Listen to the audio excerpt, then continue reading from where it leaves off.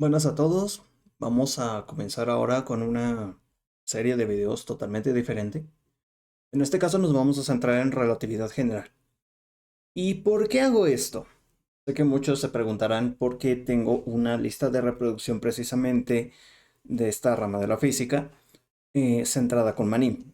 Pero por petición de algunas personas que les llama la atención, he decidido dar por iniciado, o mejor dicho, bueno, sí, dar por iniciado, o mejor dicho, iniciar un curso de relatividad general ya formal, ¿ok?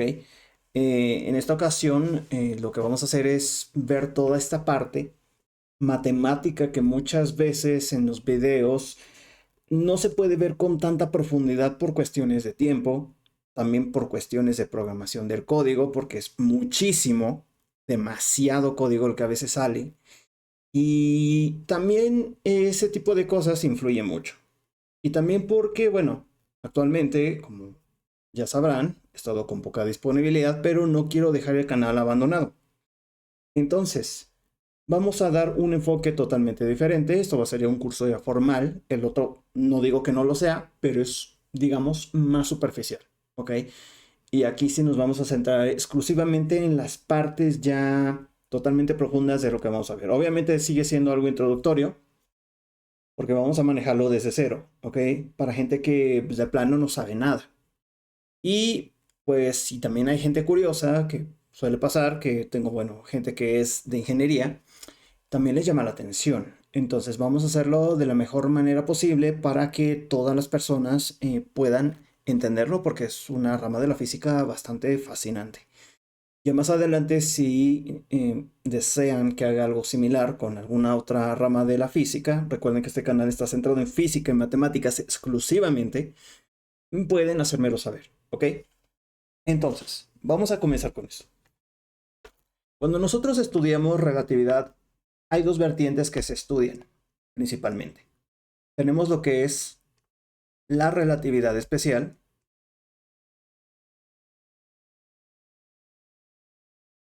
y lo que es la relatividad general. Vamos a ponerla como RG, abreviado, ¿ok? Entonces, ¿cuál es la diferencia de estas dos? Bueno, aquí en la primera no consideramos a la gravedad, ¿ok? No hay gravedad. Y con respecto a la otra, aquí ya incluye precisamente la gravedad. Es bastante curioso cómo se desarrolló toda esta teoría en su momento, porque pues obviamente la primera que apareció fue la relatividad especial por Albert Einstein, por ahí alrededor de principios del siglo XX, ¿ok? Por 1900, 1905 más o menos. Entonces, en aquel año fue publicada dicha teoría, donde pues se analizaron algunos aspectos importantes considerando que el tiempo no es absoluto para todos los observadores, ¿ok? Y eso fue lo que poco a poco fue llevando a Albert Einstein a pensar en distintas cosas que posteriormente evolucionaron para 1915-1916 en la relatividad general, que es una de las ramas de la física más recientes que existen junto con la mecánica cuántica, ya que permite describir muchos fenómenos que obviamente la mecánica clásica, por mencionar un caso, queda muy limitada, como por ejemplo lo que sería la precesión de Mercurio. Es claro que para estudiar relatividad se necesitan herramientas matemáticas bastante complejas. Se requiere en primer lugar que manejemos lo que es, en este caso, vamos a ponerlo acá, pues cálculo. Eso es bastante obvio. Cálculo, quiero hablar de cálculo diferencial, cálculo integral, cálculo vectorial, pero también incluimos otro tipo de cálculo, lo que es el cálculo tensorial. ¿Ok? Entonces necesitamos saber tensores. Eso es algo evidente. También necesitamos, pues, obviamente, bases de física. En este caso, lo que es mecánica clásica, vamos a ponerlo así. También necesitamos electromagnetismo. ¿Ok? El electromagnetismo, pues también juega un papel importante, por ejemplo, si nosotros queremos estudiar agujeros negros eléctricamente cargados. Y también requerimos lo que es geometría diferencial. Casi la gran mayoría de cursos consumen mucho tiempo en esta parte, porque es parte de las herramientas matemáticas que se necesitan para poder trabajarla. La geometría diferencial pues ya es algo un poquito más especializado, pero no por ello difícil. Tiene mala fama esta rama de la física por ser muy pesada matemáticamente a comparación de la mecánica cuántica, aunque ya depende de perspectivas. Habrá gente que dirá que es más fácil esta, que no, que es más fácil la otra, pero ya depende. Geométricamente hablando, esta es bastante compleja y obviamente se requieren de ciertas nociones que muchas veces no se alcanzan a ver por cuestiones de tiempo. De hecho, hay muchas carreras que no ofertan tal cual esta materia como algo dentro de la currícula ya obligatoria de la carrera de física, sino que la ofertan como algún curso optativo o incluso ya como cursos de posgrado, pero ya depende de la universidad. Hay unas que sí la tienen, como por ejemplo lo que sería la Facultad de Ciencias de la UNAM. Esta sí la tiene obligatoria. ¿Ok? Entonces, dependiendo de las situaciones, pues bueno, estas son las herramientas que necesitamos. ¿Ok? Alguna herramienta adicional también se necesitará, evidentemente, pero pues poco a poco lo vamos a ir manejando. Evidentemente también se requiere ecuaciones diferenciales, álgebra lineal y algunos conceptos relacionados, por ejemplo, con mecánica de fluidos también, en este caso de medios continuos. Pero eso, como lo he dicho, todos estos tópicos los vamos a ir trabajando poco a poco. Entonces, inicialmente vamos a comenzar explicando lo que es la relatividad especial y cómo fue surgiendo el problema del tiempo. Ok, siempre una pregunta que el ser humano se ha hecho a lo largo de la historia es pensar qué es el tiempo. ¿Ok? El tiempo es algo muy difícil de definir a simple, bueno, ya cuando lo profundizamos bien, a simple vista parece fácil, parece que lo conocemos, pero la verdad es que casi nadie sabe lo que significa el tiempo. Es un concepto bastante difícil de trabajar. Y para comenzar con esto vamos a definir, por ejemplo, lo que es un observador que va a estar en un marco de referencia. ¿Ok? Supongamos que hay una persona que está en un tren. ¿Ok? Vamos a suponer aquí que yo tengo lo que son los vagones del tren, que está representado de esta manera.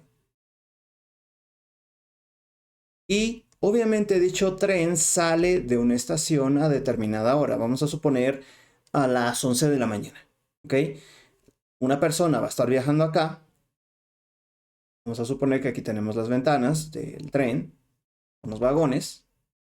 Una persona está viajando y, bueno, tiene lo que es su reloj sincronizado desde el punto de origen de partida. ¿Ok? Y también tenemos otro observador que puede estar aparte, afuera, en la estación, en el andén. ¿Ok?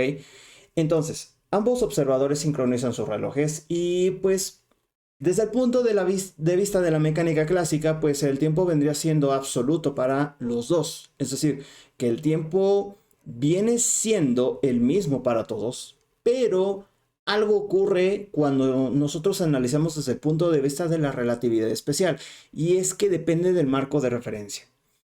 ¿A qué me refiero con esto? Cuando nosotros analizamos lo que es un fenómeno físico como el que tenemos acá, podemos representar lo que es un diagrama de espacio-tiempo. Lo podemos poner de esta manera, donde tengo aquí lo que es el valor de x, es decir, en el espacio, y lo que es el tiempo, que vamos a definirlo como t. Tenemos aquí lo que es un observador que está en reposo. Lo vamos a representar como una línea recta, como esto que tenemos aquí, ¿ok? Y vamos a tener lo que es un observador que va a estar en movimiento, ¿ok? Lo podemos representar de esta manera. Obviamente este observador en movimiento lleva una velocidad, ¿ok? Que precisamente puede ser el observador que en este caso está en el tren. Y el observador en reposo, que vamos a llamarlo observador A y este observador B, pues vendría siendo el observador que está parado en la estación. Vamos a suponer que aquí tenemos al individuo que está viajando y aquí tenemos al individuo que pues está afuera. Entonces, ¿qué es lo que pasa aquí? Si nosotros analizamos con detalle este diagrama, vamos a ponerle aquí el nombre, que es un diagrama de espacio-tiempo.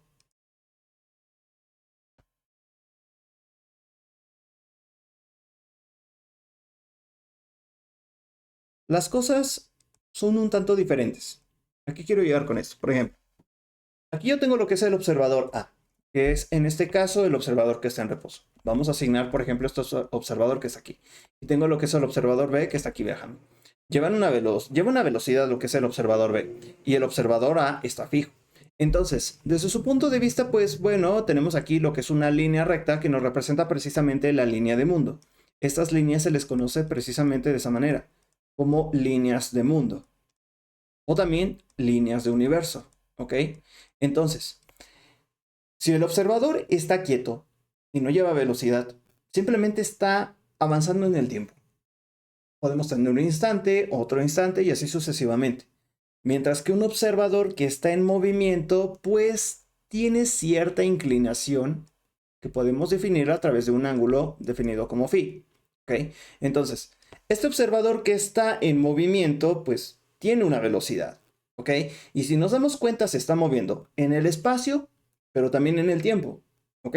Entonces, vamos a hacer esto un poco más interesante. Vamos a suponer, por ejemplo, que nosotros tenemos un observador, o mejor dicho, una persona que está corriendo con una varilla. Vamos a ponerla acá. Y esa varilla tiene una longitud para él, desde su punto de vista, de unos 8 metros, suponiéndolo. ¿Ok? Y vamos a suponer, por ejemplo, que hay un granero. Un granero que tiene pues una longitud. Para la persona que está corriendo, este individuo que está acá, este individuo lleva una velocidad que vamos a ponerla como una velocidad simplemente v, ¿ok?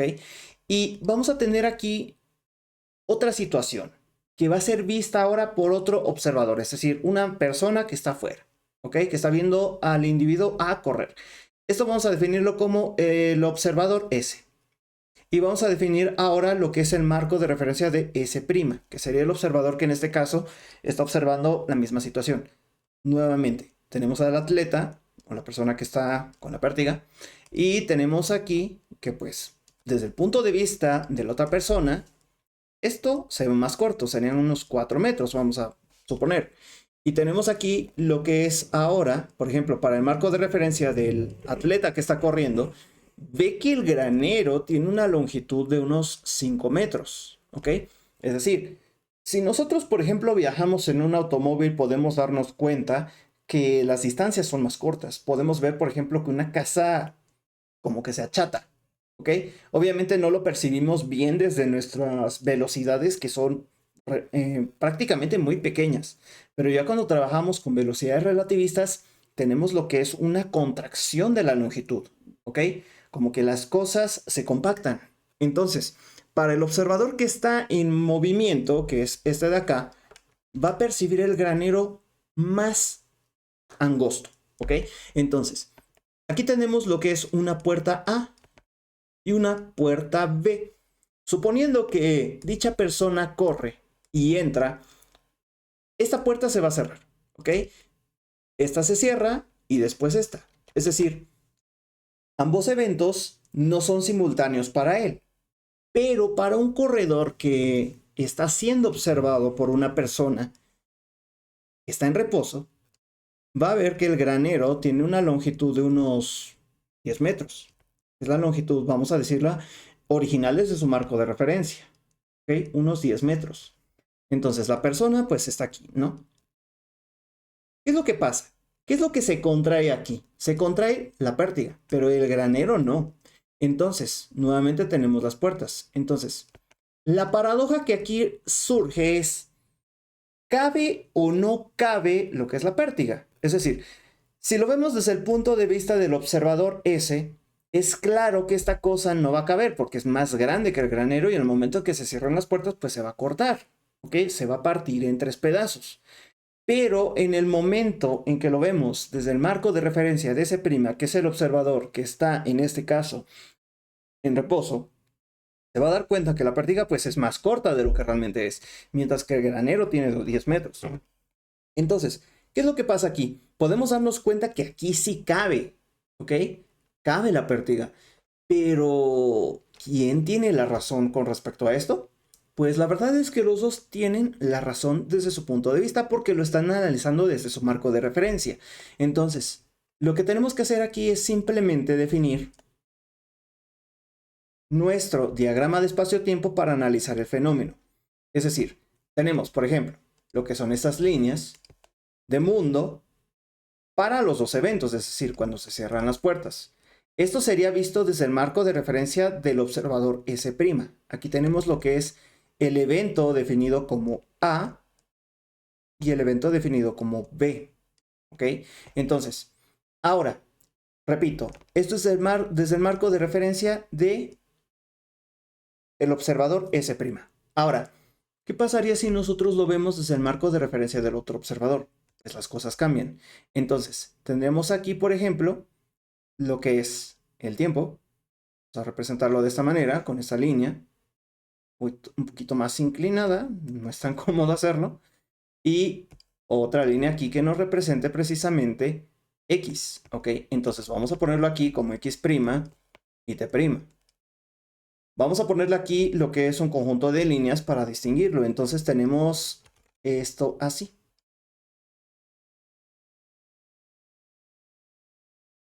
¿Okay? Entonces voy a ponerlo mejor de esta manera. Y vamos a inclinar aquí las líneas de referencia.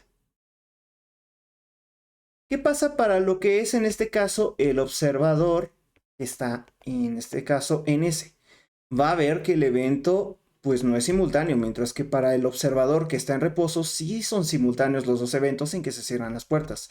Entonces, obviamente las cosas dependen del marco de referencia que esté observando. Para lo que es el observador S', primero se cierra una y después se cierra otra. Mientras que para el observador que está afuera, los dos eventos son simultáneos, las dos puertas se cierran al mismo tiempo. Pero esto no es como tal una paradoja que no se pueda resolver. Lo que muchas veces pasa es que estamos analizándolo desde un marco de referencia distinto. Entonces, ambos observadores están en lo correcto, ¿ok? Desde su propio marco de referencia. Entonces, creo que es bastante evidente, o mejor dicho, no creo, estoy seguro que es bastante evidente que el problema está en el marco de referencia que nosotros estamos empleando para analizar la situación física. Entonces, esto nos lleva a formular lo siguiente. Vamos a escribirlo de esta manera. Tenemos lo que es los postulados de la relatividad especial. El primero nos indica que las leyes de la física son las mismas en cualquier marco de referencia. Y número 2, que la velocidad de la luz es la misma para todos los observadores. Entonces, estos son los postulados de la relatividad especial que vamos a estar abordando, ¿ok? Ahora bien, todo lo que es esta situación nos lleva a pensar que el universo no posee un marco de referencia definido. Y eso es algo obvio. Los marcos de referencia son una invención humana para poder dimensionar las cosas que ocurren en él. Todo lo que son los eventos, desde un globo que pueda uno soltar, lanzar una pelota, el nacimiento de una estrella, la muerte de una estrella, el nacimiento de un bebé, el fallecimiento de alguna persona adulta, el avanzar de un auto, todo son eventos que ocurren en el espacio, ¿ok? Pero hay algo más profundo con respecto a esto, y es que el tiempo también forma parte de ese espacio. Es decir, estamos hablando que nos referimos a un espacio-tiempo. Dicho espacio-tiempo no es que estén separados como la mecánica clásica lo trabaja, sino que realmente el espacio y el tiempo están unidos, forman parte de un solo tejido, ¿ok? Por lo tanto, es evidente que el tiempo ya forma parte de algo que también se percibe de una forma distinta, justamente como lo acabamos de ver ahorita con los diagramas del espacio-tiempo. Cuando nosotros abordamos lo que es un espacio-tiempo desprovisto de gravedad, estamos hablando de lo que se conoce como un espacio-tiempo plano. Lo primero que vamos a hacer aquí es representar precisamente, por ejemplo, una situación. Voy a poner aquí lo que es un diagrama, nuevamente como lo estábamos trabajando, donde tengo esta línea. Vamos a suponer que aquí tengo lo que es T. Entonces, Voy a poner aquí lo que es otra figura. Vamos a hacer un conjunto de varios planos, ¿ok? Algo como esto. Voy a replicar la figura unas 3 ocasiones más, ¿ok? Entonces, lo ponemos acá y acá. Todo lo que son los objetos, en este caso, los cuerpos, se mueven a través precisamente de lo que serían líneas de mundo. Tenemos aquí lo que es la trayectoria de una partícula que se está moviendo aquí. Entonces, todo esto que tenemos aquí es precisamente distintos momentos en el tiempo, ¿ok? Todas estas, vamos a decirlo como si fueran fotogramas de una película. Si lo quieren ver de esa manera, está súper bien. Todos estos fotogramas que tenemos aquí están dentro del espacio-tiempo. Son distintos momentos en el tiempo. Tenemos la partícula que estuvo acá y que estuvo acá. Entonces, ¿qué significa todo esto? Que todos los eventos están pasando en el mismo espacio-tiempo, ¿ok? Y son distintos instantes. Entonces, podemos darnos cuenta que aquí estamos trabajando con una región que ciertamente es plana, ¿ok? A esta región plana la conocemos generalmente como espacio-tiempo de Minkowski o espacio-tiempo plano, ¿ok? Y aquí lo que juega un papel crucial es darnos cuenta que dichos eventos están conectados, ¿ok? ¿Qué significa que estén conectados? Bueno, lo que podemos hacer aquí es dibujar otro diagrama para dejar en claro ese concepto. Tenemos aquí lo que es un evento, ¿ok? Un evento que está aquí, A, y un evento B, ¿ok? Perdón por borrar de nuevo. Evento A y evento B, ¿ok? Entonces, tenemos aquí dos eventos que están conectados precisamente por una línea recta. Esta línea recta nos indica lo que es un intervalo que simplemente considera dos eventos en el tiempo.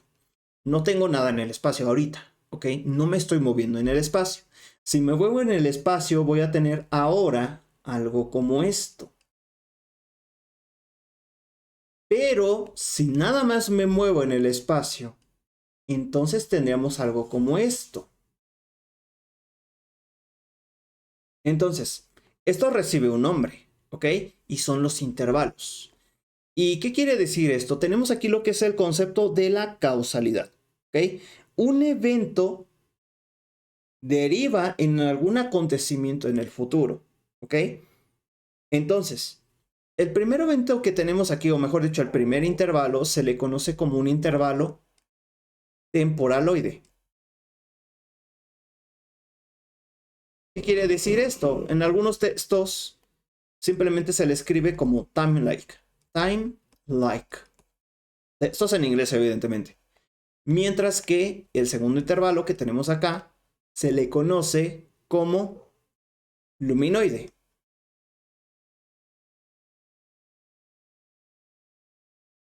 También conocido como light-like. Algunas veces también lo escriben como nulo, ¿ok? Y obviamente el tercer intervalo se le conoce como espacialoide. Que bueno, en inglés se le define como space-like, ¿ok? Entonces, esos son los tres tipos de intervalos que tenemos y es claro que estos dos que están acá son intervalos que son causales. Es decir, que hay una causa y un efecto. ¿Ok? Mientras que el intervalo espacialoide, que de hecho aquí me faltó una E, me la pongo, es un intervalo que no me conecta causalidad. Es decir, son dos cosas que sí están en un intervalo, pero en el espacio. O sea, están en dos puntos en el espacio. Ahora bien, de aquí podemos derivar lo que son distintas situaciones y conceptos que pues son interesantes con respecto a las partículas. Las partículas, en este caso, como los protones, neutrones, electrones, se mueven, por ejemplo, en intervalos temporaloides o luminoides. Bueno, en este caso luminoides sería para lo que son los fotones, es decir, las partículas de la luz. Mientras que para lo que es el intervalo espacialoide podemos darnos cuenta que propiamente los dos eventos no están conectados en el tiempo, solamente en el espacio. Entonces, ¿qué significa esto? Que el intervalo espacialoide es no causal. Entonces, de aquí surge algo que muchas veces deja en claro algo que seguramente ya conocen, y es que las partículas que tienen masa no pueden viajar a velocidades cercanas a las de la luz. Obviamente todavía nos falta ver algunas cosas de lo que es la mecánica clásica relativista, ¿okay? O mejor dicho, mecánica relativista, porque las cosas ahí actúan de una forma diferente. Obviamente se tuvo que hacer una modificación a la mecánica newtoniana para poder explicar algunas cosas. Y ahí se encontró pues una ecuación que nos permite definir precisamente este tipo de casos, ¿ok? Donde la masa pues no puede alcanzar velocidades iguales a las de la luz. Pero es que esto ya es una característica del universo mismo. Ahora bien, cuando una partícula se acerca a velocidades cercanas a las de la luz y nosotros nos damos cuenta, ¿qué pasa con esto? Esto ya no está viajando en el tiempo, está viajando únicamente en el espacio. Entonces, entre más rápido viajamos en el espacio, menos viajamos en el tiempo. ¿Ok? Por lo tanto, de ahí surge la idea de los viajes en el tiempo. Una persona, hipotéticamente hablando, que se acerque a velocidades de la luz, va a percibir que el tiempo se ralentiza, es decir, que fluye más lento. Mientras que otra persona que esté en reposo, el tiempo va a fluir con la misma velocidad como ella lo percibe, ¿ok? Va a fluir de la misma manera. Entonces, suponiendo que dicha persona que está en movimiento viaja, por ejemplo, en algún transporte, vamos a suponer un tren que viaja a velocidades cercanas a las de la luz y está rotando alrededor de la Tierra, viajaría al futuro. ¿Cuántos años? Ya depende, más que nada del tiempo que lleve ahí. Pero es curioso decir tiempo porque pues no está viajando en el tiempo. Va viajando más ralentizada, ¿ok? Entonces, esto nos abre la idea, ¿no? De lo que son los viajes en el tiempo. Y darnos una noción de que viajar al futuro es algo muy complicado tecnológicamente hablando, ¿ok? Se habla de los motores Warp, pero pues eso ya es otra cosa que voy a trabajar más adelante. Y pues viajar al pasado, pues ni se diga, surgen muchas paradojas. Pero ¿cómo se conecta todo esto con lo que hemos estado viendo? Bueno, ya les definí algunos conceptos básicos, pero hay algo más, ¿ok? Y es en este caso lo que se conoce como los conos de luz. Vamos a tomar, por ejemplo, este triángulo que tengo acá y lo voy a poner de esta manera, ¿ok? Vamos a ponerlo así. Voy a hacer una copia de exactamente el mismo triángulo. No lo puedo poner así arriba. Voy a tener que poner otro porque pues, esto no me está funcionando. Vamos a ponerlo así de esta forma. Y tenemos lo que se conoce como un cono de luz. ¿Ok? Ya sé que no parece cono, pero bueno. Necesito darle lo que es la perspectiva para que evidentemente parezca un cono. ¿Ok? Entonces este conito está así. Y aquí tenemos precisamente lo que es el presente. ¿Ok? Entonces esto es el presente. Aquí tenemos el cono de luz del futuro. ¿Ok? En estos conos de luz es donde ocurren los eventos que hemos estado analizando. ¿Ok? Entonces, dichos conos de luz nos permiten analizar la estructura que tenemos. ¿Ok? Ahora, tenemos también lo que es el pasado. Este es el cono de luz del pasado. ¿Ok? Entonces, lo que son las partículas de luz viajan a través de estas rectas que tenemos aquí. ¿Ok? Entonces describen pues un ángulo de 45 grados. Si nosotros, por ejemplo, consideramos aquí algún eje normal, de esta manera, ¿ok? Vamos a tomar nuestro sistema de referencia como ya lo conocemos. Entonces, aquí nos podemos dar cuenta que todos son momentos en el tiempo, ¿ok? Entonces, una manera en cómo nosotros podemos conectar todo esto es simplemente definiendo lo que es el concepto del intervalo. ¿ok? ¿Cómo lo vamos a introducir aquí? Una forma simple de conocer la distancia que existe entre dos puntos ya lo han manejado, por ejemplo, en geometría analítica. ¿Ok? Si nosotros queremos conocer, por ejemplo, la distancia que está desde un punto A hasta un punto B, pues sabemos que aplicamos un poco de trigonometría, ¿no? Aquí tenemos, por ejemplo, lo que sería el punto, vamos a suponer que es x1, y sub 1, y lo que es x sub 2, y sub 2. ¿Ok? Entonces, si nosotros queremos conocer la distancia, pues obviamente tenemos que aplicar un teorema de Pitágoras para poder obtenerlo. Entonces, la distancia entre dos puntos se define como d igual a la raíz cuadrada, vamos a ponerlo aquí, de x sub 2 menos x sub 1, porque recordemos que estamos restando, es una diferencia, al cuadrado, más y sub 2 menos y sub 1. ¿Ok? Entonces, esto al cuadrado, todo esto está dentro de la raíz. Algo similar podemos hacer. Si yo aplico lo que es, por ejemplo, elevar al cuadrado ambos términos, pues simplemente me queda esto. Entonces, ¿por qué no hacer exactamente lo mismo acá? Pero ahora considerando la trayectoria de un rayo de luz, ¿ok? Lo que podemos hacer es simplemente escribir aquí lo que es el intervalo delta S al cuadrado igual a delta X al cuadrado más delta Y al cuadrado. Pero ojo, estamos hablando de que ya estamos trabajando con un espacio-tiempo. Ya están conectados los dos. Entonces, es necesario añadir algo más, ¿ok? Pero primero, si esto lo vemos desde el punto de vista de un observador que está, en este caso, en algún marco de referencia distinto, pues vamos a tener que definirlo de una forma distinta, ¿no? Y es con el apóstrofe, como lo tenemos acá. Entonces, toma esta forma. Entonces, con esto estoy diciendo que tenemos una distancia que se mantiene inalterable. Es decir, que existe una simultaneidad, ¿ok? Y si nosotros agregamos precisamente lo demás, pues ya tendríamos, por ejemplo, lo que es el intervalo del espacio-tiempo. ¿Y cómo lo podemos definir? Lo podemos definir de la siguiente manera. Vamos a escribirlo aquí. Tenemos lo que es delta S al cuadrado igual a menos C por delta T elevado al cuadrado más delta X al cuadrado más delta Y al cuadrado más delta Z al cuadrado.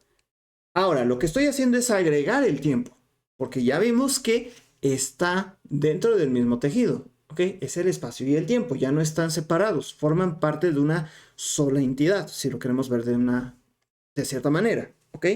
Entonces, esto vendría siendo lo que se conoce como el intervalo de Minkowski. Yo sé que algunos libros manejan la notación al revés, ¿ok? En lugar de ponerlo aquí como negativo, ponen aquí que esto fuera positivo, entonces esto es negativo, negativo, negativo.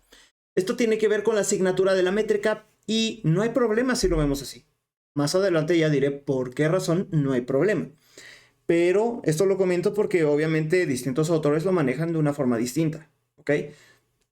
Esto que tenemos aquí, estos signos, nos van a servir de mucha utilidad más adelante cuando veamos precisamente lo que es la métrica. Ahorita no voy a profundizar en esos detalles porque es necesario estudiar el concepto de producto interno, ¿ok? Y tenemos que manejar bien la definición de lo que es un vector y su parte opuesta, que sería una unoforma, también conocido como covector antiguamente, pero lo más propio es definirlo como una unoforma, ¿ok? Entonces, si nosotros analizamos, por ejemplo, la situación de la distancia que tenemos acá, voy a quitar esta parte, podemos darnos cuenta de algo muy curioso. Y es lo siguiente, voy a tratar de ver si puedo voltear esto. No, no puedo. Bueno, voy a tener que redibujar algunas cosas, pero no hay problema. Vamos a suponer, por ejemplo, que nosotros tenemos nuestro marco de referencia. ¿Ok? Entonces es este, ponerlo de color blanco. Y vamos a tener, ¿por qué no? Lo que es el marco de referencia rotado. ¿Ok? Para especificar que pues ese es el punto de vista de otro observador. ¿Ok? Entonces lo vamos a tener de esta manera. Entonces se ve así. Hay una rotación, ¿ok? Y aquí tenemos lo que es x', y' y x, ¿ok? Obviamente, si nosotros estamos analizando lo que es un espacio euclídeo, que es un espacio plano,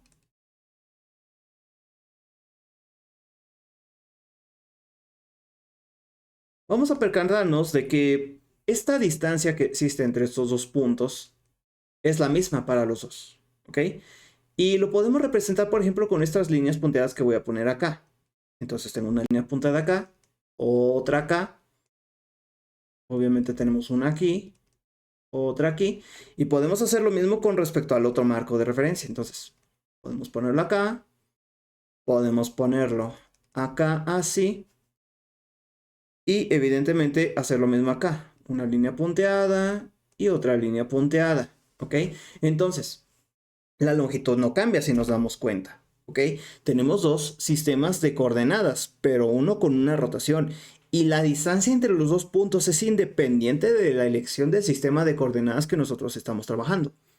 Aquí podemos definir esta partecita de acá simplemente como delta y.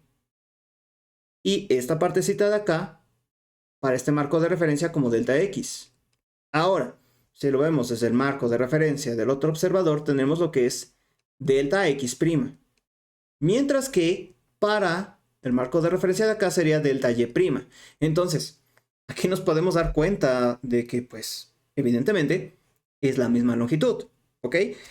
Entonces, esto nos invita a pensar de que, pues, como tal, el universo, pues, no tiene dichos sistemas de coordenadas. Es una invención humana, como yo lo había dicho, ¿ok? Entonces, ahora, lo que nosotros tenemos que analizar con respecto a esto, pues es precisamente la estructura del espacio y del tiempo, ¿ok? Entonces, ¿qué es lo que primero se estudia con respecto a esto? Bueno, vamos a definir algunos conceptos importantes. Voy a moverme en esta parte.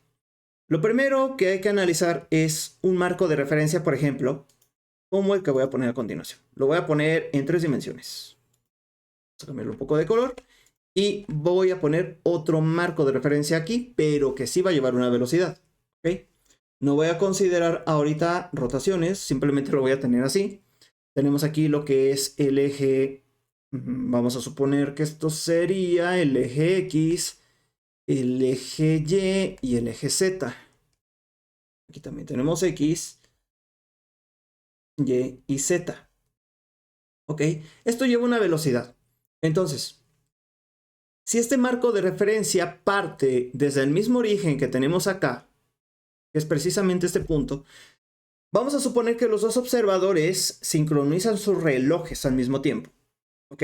Este no se mueve, este queda quieto aquí y este lleva una velocidad, se mueve. ¿Ok? Entonces, ¿qué pasaría? Si por ejemplo nosotros tenemos un evento que está aquí definido como un evento A. ¿Ok? Lo que vamos a hacer es lo siguiente, vamos a especificar aquí precisamente lo que son dichas distancias. Ok, tengo aquí lo que es esta distancia que recorrió el marco de referencia en movimiento. Y lo que es esta distancia. Desde el punto de vista de este marco de referencia, que vamos a ponerlo con apóstrofes para distinguirlo, con la notación de prima, tenemos aquí lo que es una distancia x', es decir, para el observador que está acá, la distancia al evento A es x', pero para lo que es el observador O la cosa cambia, ¿ok? Y pues lo único que tenemos que hacer es recordar precisamente una fórmula de la física que seguramente ya trabajaron en secundaria, si no, pues sí es un poco preocupante, donde la velocidad es igual a desplazamiento entre tiempo, ¿ok? Entonces, si nosotros despejamos D, vamos a tener que esto sería el valor de V por T, ¿ok? Entonces, es obvio que vamos a tener que incluir esta parte, ¿ok? Por lo tanto, si nosotros medimos, por ejemplo, desde el marco de referencia que está en reposo, tenemos que sería V por T más X'. ¿Qué pasaría con Y? Bueno, con Y no tengo ningún problema porque no hay alguna dirección ahí. Bueno, sí hay una dirección, pero no se está moviendo el marco de referencia, por ejemplo, en diagonal, por así decirlo, o en Z. Entonces, Y es igual a Y'. Pero vamos a voltear las cosas un poquito. Esto lo voy a despejar para el marco de referencia, entonces tengo lo que es x' igual a x menos v por t, ¿ok? Y lo que es y', entonces permanece igual. Y es bastante obvio que z' también permanece igual. Y el tiempo también permanece igual. Entonces, a esto que tenemos aquí, este conjunto de ecuaciones, que vamos a llamarlo en conjunto número 1, se le conoce precisamente como transformaciones galileanas.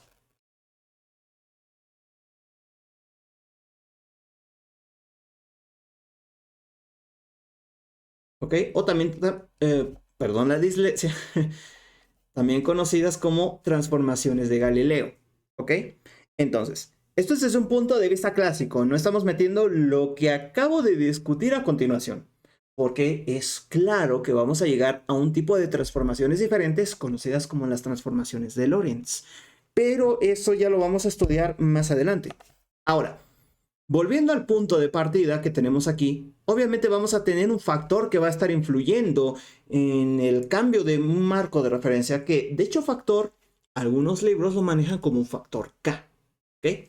Entonces, voy a moverme tantito de este lado, ya para terminar con lo esencial. Lo primero que vamos a hacer aquí es definir simplemente el intervalo para lo que es el cambio de sistema de referencia. Por ejemplo, nosotros habíamos especificado lo que era este intervalo que tenemos acá. Que de hecho, mejor lo encierro en un recuadro porque esto es algo importante. Que no debemos olvidar es el intervalo de Minkowski. Y que de hecho esto debería llamarlo como la ecuación número 1. Mientras que lo que tenemos acá abajo lo vamos a llamar como el conjunto número 2. ¿Ok? Entonces, vamos a ponerle precisamente ese nombre. Ahora bien, si nosotros analizamos, por ejemplo, desde el marco de referencia S', pues el intervalo permanece invariante. ¿Ok? Entonces, tenemos aquí delta S otra vez al cuadrado igual a menos C por delta T elevado al cuadrado, pero delta T'. ¿Ok? Porque estamos cambiando de marco de referencia. Sería delta X' al cuadrado más delta Y' al cuadrado más delta Z' al cuadrado.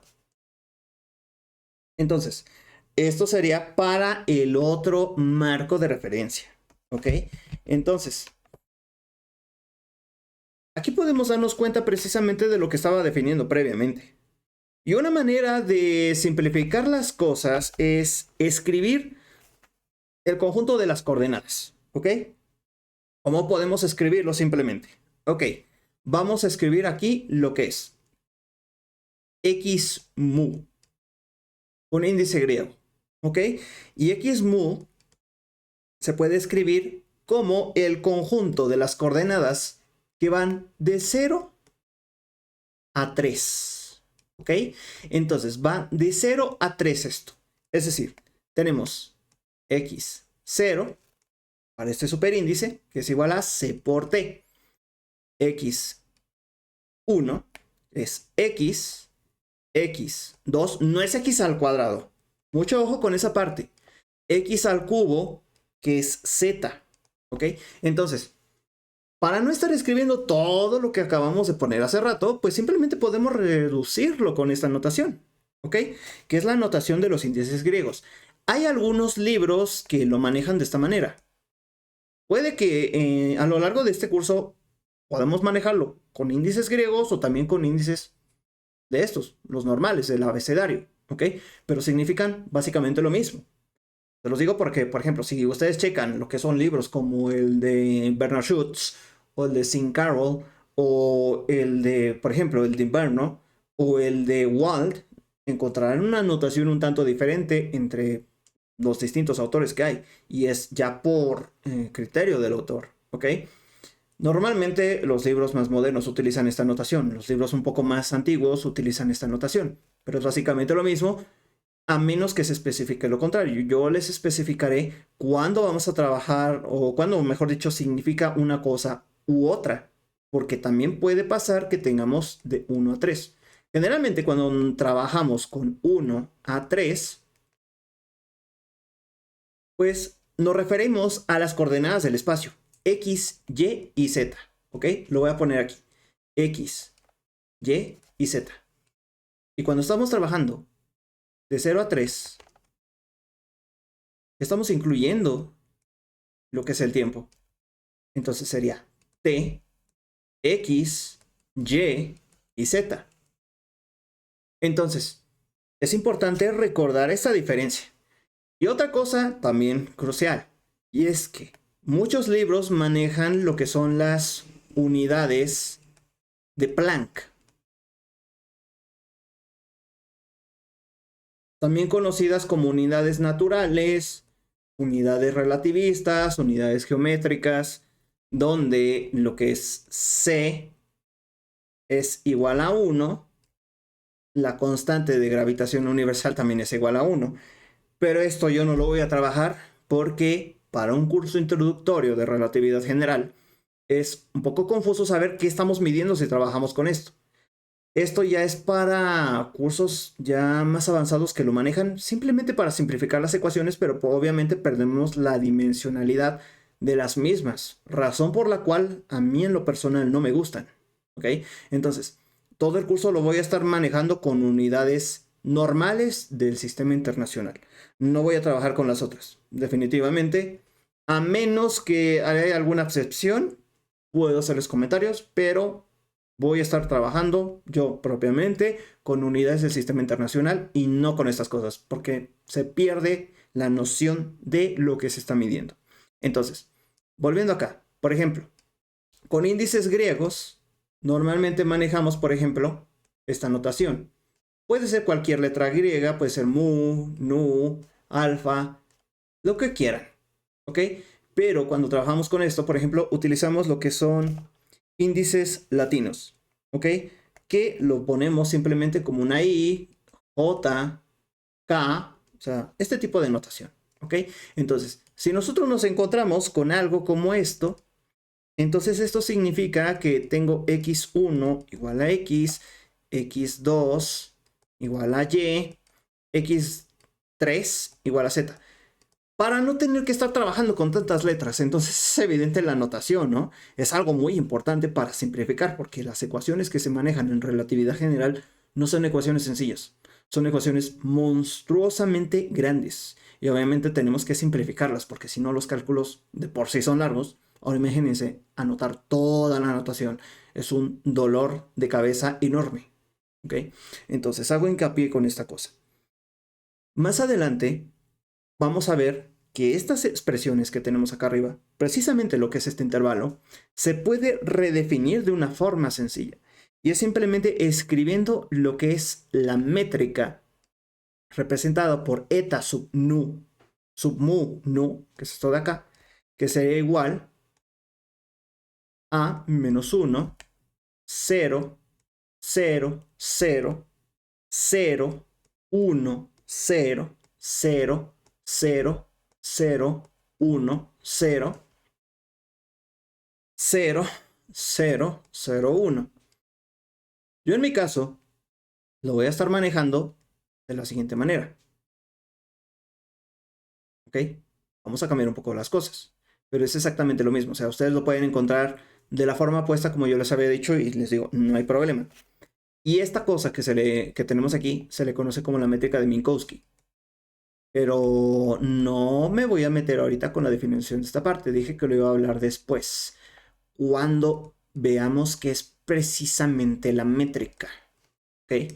Entonces, esto simplemente lo dejo aquí, porque seguramente si ustedes estudian del libro de Sean Carroll, que es bastante bueno, encontrarán precisamente esta notación, pero al revés. ¿Ok? Menos, más, más, más.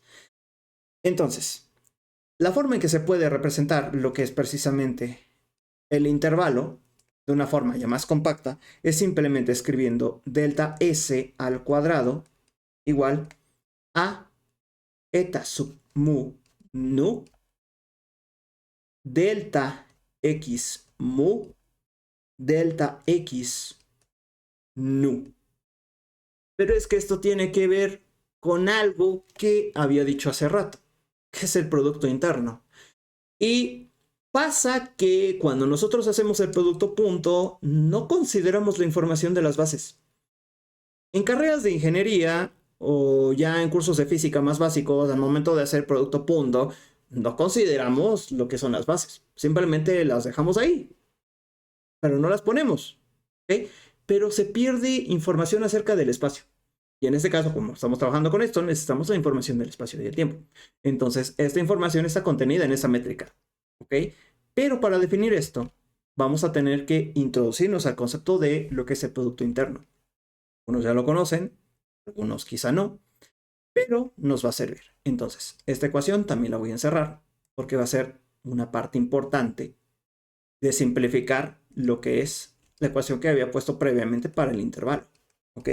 Entonces, con todo esto, es claro que vamos a utilizar lo que es también una notación, que es el convenio de suma de Einstein, pero eso propiamente ya lo vamos a manejar después. ¿Ok? Entonces, con esto ya di un panorama general de todo lo que tiene que ver con la relatividad especial y algunas conexiones que tienen con la geometría del mismo. ¿Ok? Podemos darnos cuenta desde aquí que todo es geometría del espacio y del tiempo. Pero pues hay mucho más que rascar y, mejor dicho, rascar demasiado para poder entenderlo. Pero todo eso ya lo veremos más adelante. Entonces, vamos a dejarle por aquí al día de hoy y continuaremos en el siguiente video. Nos vemos la próxima. Hasta luego.